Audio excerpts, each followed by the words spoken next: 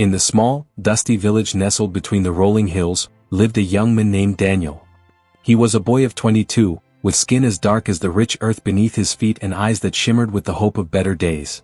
He wasn't tall, standing at only 5 feet 8 inches, with a thin build, often covered in worn clothes that bore the marks of poverty. His hands were rough from years of hard labor, and his hair, once thick and curly, was now untamed from the struggles of life. Despite the difficult circumstances, Daniel carried an unyielding spirit, always walking with his head held high, never allowing the weight of his circumstances to diminish his sense of self. Daniel had 2 older brothers, Marcus and David, who were polar opposites of him in every way. Marcus was 30, tall and imposing, with broad shoulders and a muscular build, the result of years of hard physical labor in the fields. His face was sharp, with a strong jawline and deep-set eyes that seemed to look down on others. His dark skin bore the marks of the sun, a badge of pride from his years of work. But despite his physical strength, Marcus was cold-hearted and had little patience for Daniel's idealistic nature. His eyes betrayed a lack of empathy, a man whose own bitterness had grown over the years. David, the middle brother, was in his late 20s, slightly shorter than Marcus, but equally as imposing.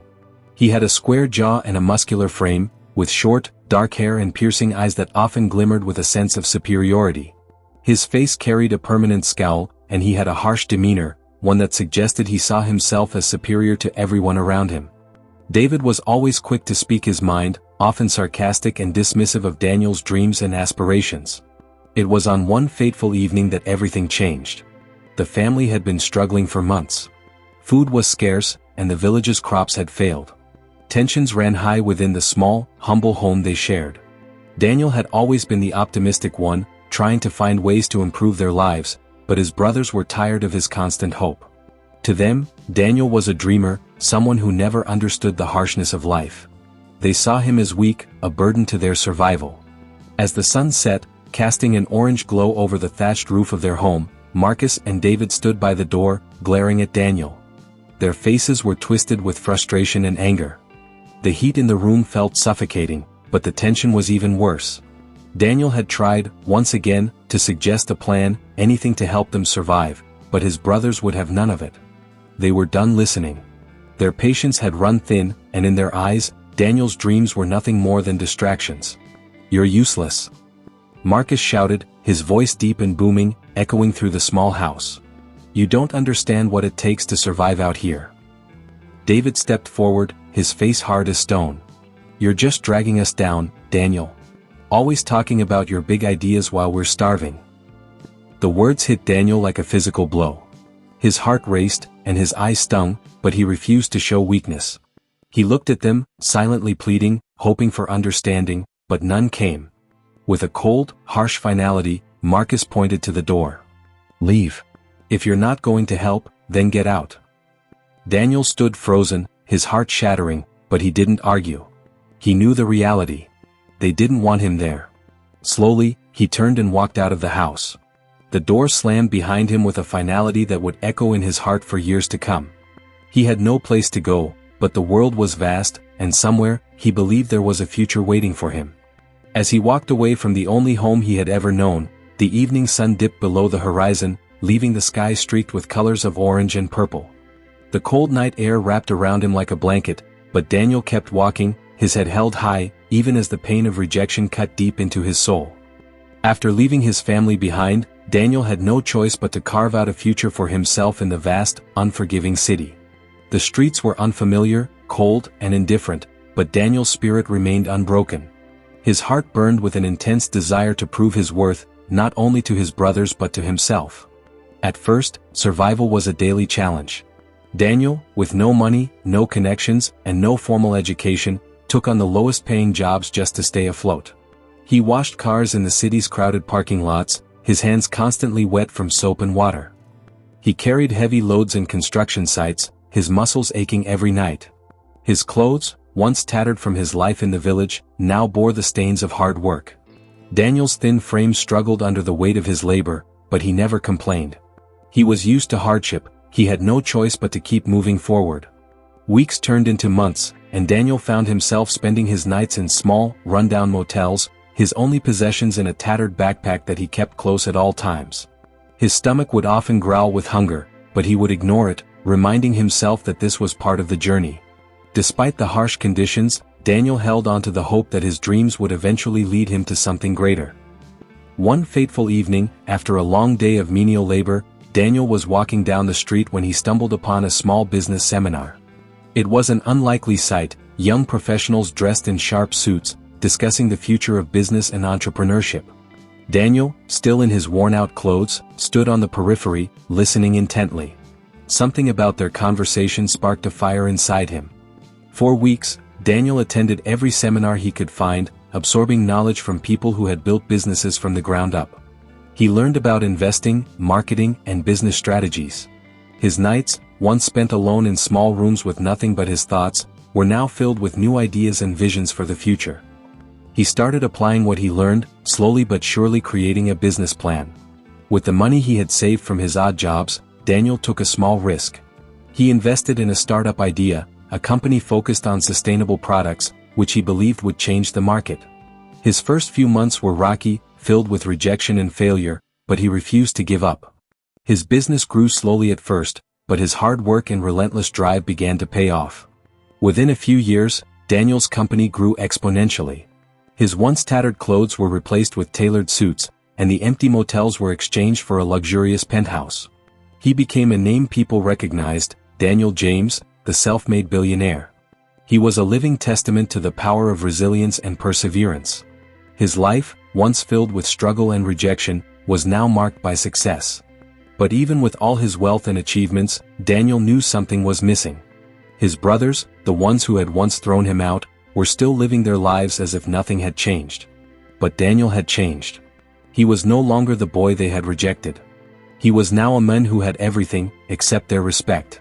Yet, Daniel had a plan. He wasn't returning to his family to boast about his wealth. He was returning to test their sincerity. Would they still treat him as they had in the past? Would they treat him as an equal, or would they see him only for what he had become, the billionaire? Daniel had become something more than just wealthy.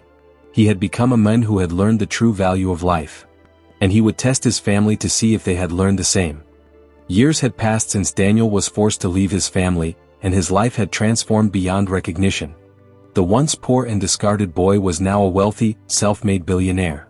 Despite his success, Daniel had never forgotten the way his family had treated him. His brothers had rejected him when he was at his lowest, and he now felt it was time to return, not to boast or demand apologies, but to test their sincerity. His plan was simple: he would return incognito, blending in as just another man in the crowd. He didn't want them to recognize him at first. Daniel had made sure to dress in simple, nondescript clothes, a far cry from the expensive suits he now wore daily. His goal was to gauge how they treated him now, with no knowledge of his wealth. Would they offer him the same cold treatment, or would they see him for the man he had become, regardless of his past? Arriving in his old village, Daniel's heart beat faster as memories flooded back. He hadn't seen his family in years, and the familiar sights, the small homes, the dusty roads, the lush green fields, reminded him of his humble beginnings. But despite the beauty of the place, Daniel felt a certain emptiness, a distance between himself and the past. He had changed so much, and the village had remained the same. He approached his childhood home quietly, standing at the edge of the property and looking at the house he once lived in.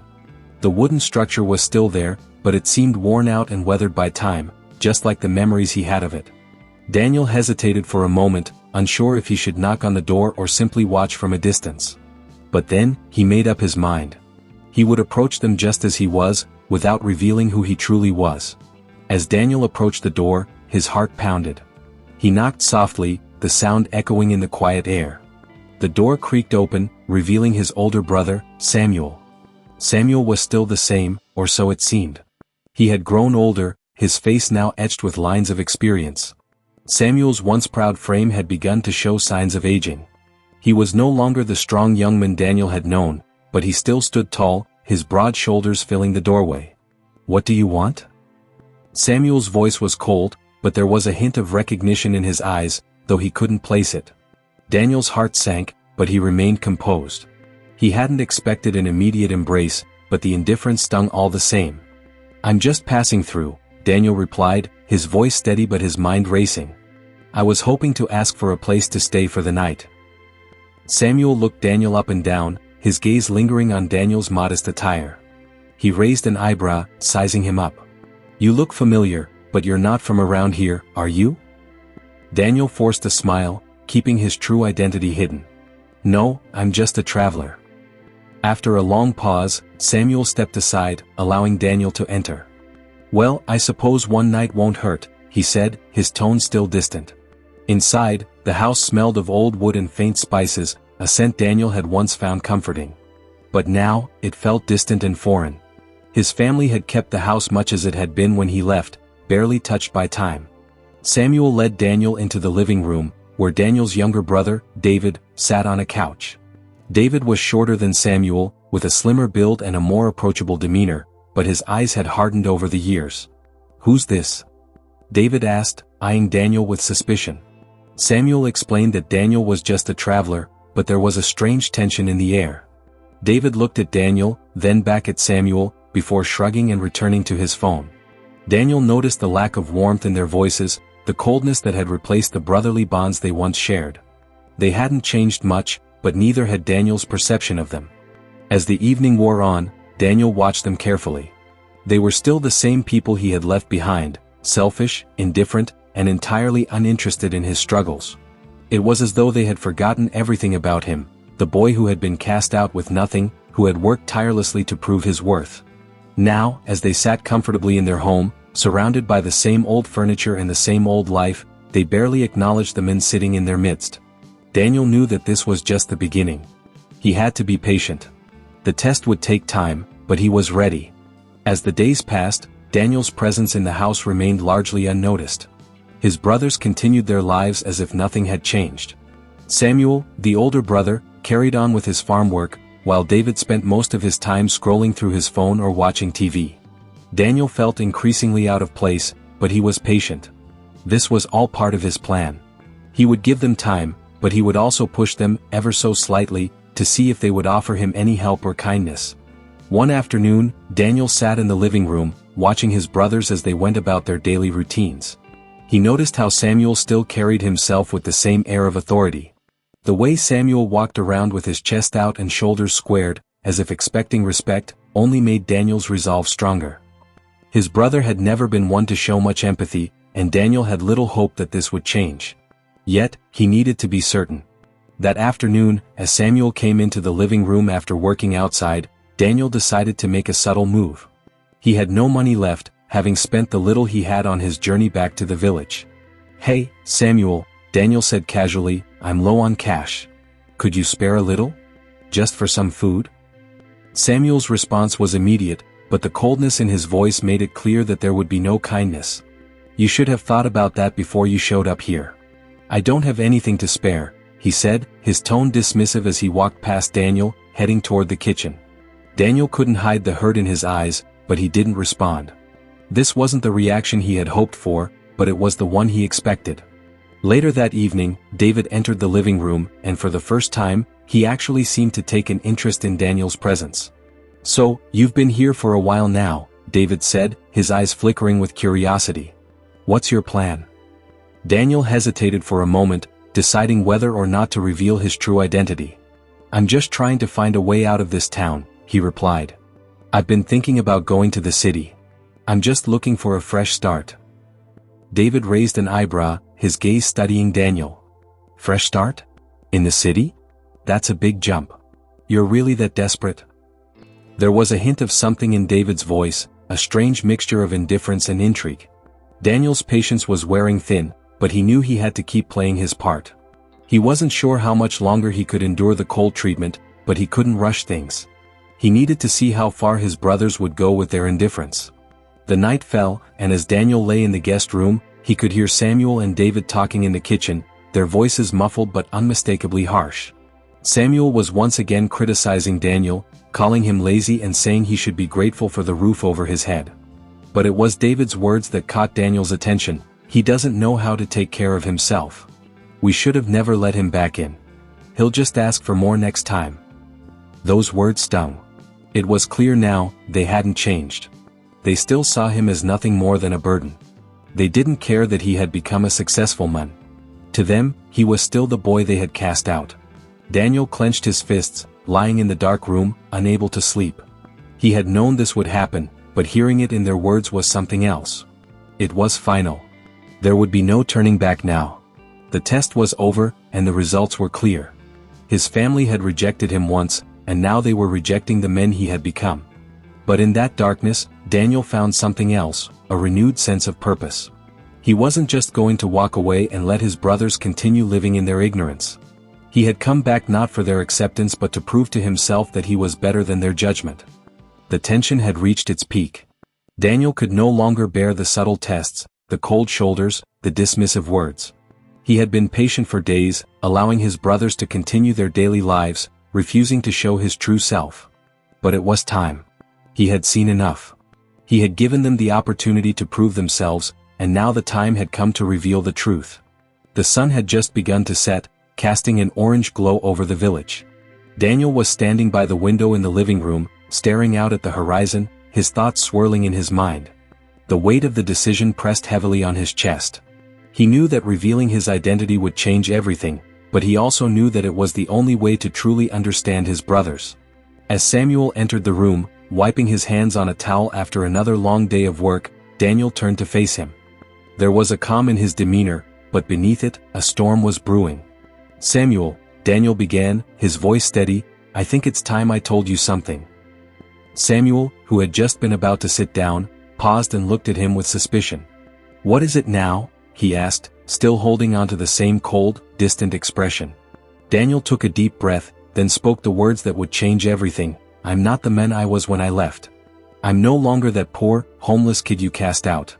I'm Daniel, your brother, and I'm a billionaire now." The room fell silent. The weight of Daniel's words hung in the air, and for a moment, Samuel just stared at him in disbelief. His face, usually hard and composed, showed a flicker of shock. He opened his mouth to say something, but no words came out. Finally, Samuel spoke, his voice barely a whisper. You're a billionaire? But how? How did this happen?" Daniel didn't answer immediately. Instead, he allowed the words to sink in. He had expected shock, confusion, perhaps even anger, but he had not anticipated the silence that followed. Finally, after what felt like an eternity, Daniel said, "I worked hard. I built something from nothing, and I came back because I wanted to see if you would accept me for who I am now. But the truth is, you didn't care about that. You didn't care about me." Samuel's face twisted in a mix of guilt and anger. "We never wanted you to leave," he muttered, though the sincerity of his words felt hollow. You never gave us a chance to help you." Daniel's eyes narrowed. "You had the chance," he said sharply. "But you rejected me without a second thought. That's what you wanted to do all along. You saw me as a failure, and when I needed help, you pushed me away. And now that I'm successful, you expect me to just come back and let you into my life." Before Samuel could respond, David entered the room. He had been silent up until now, but the tension in the room was palpable. Daniel turned to him, knowing that he had to hear this, too. "David," Daniel began, his voice calm yet resolute. "I don't need your pity. I came back to see if there was anything worth saving in our relationship, but I can see now that the truth is, nothing has changed." David stood there, his expression conflicted. I don't know what to say," he said softly. "I didn't realize how much I had hurt you." Daniel nodded, his face softening slightly. "It's not about me anymore. It's about what you've learned. You both have to understand something, it's not enough to be family by blood. It's about loyalty, love, and respect. You don't get to choose when you want to be there for someone. You have to be there all the time."